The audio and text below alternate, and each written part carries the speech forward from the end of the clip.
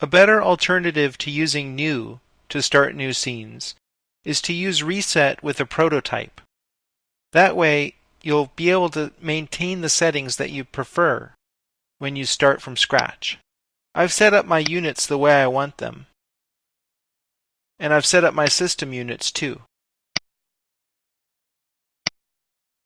Now I'd like to preserve this information the next time I reset the scene. You can do that by saving a special file, and it has to have a specific name.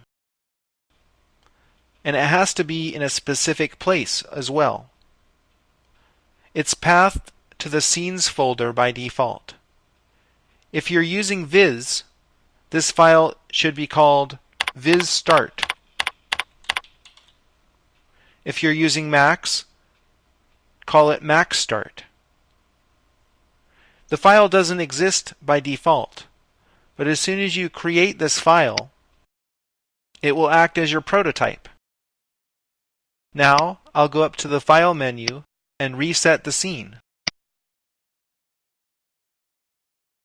When I start out in a new scene, it will use the prototype to populate the scene with whatever settings you put in there. If you put a teapot in the vizstart file, it will appear every time you reset the scene.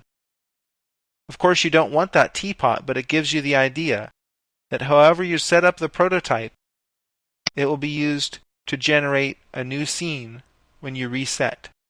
Just to verify this, I'll go back to Unit Setup and make sure that my units are as I left them. Indeed they are.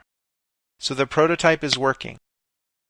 Just overwrite the prototype anytime you want to make changes to how your new scenes are reset.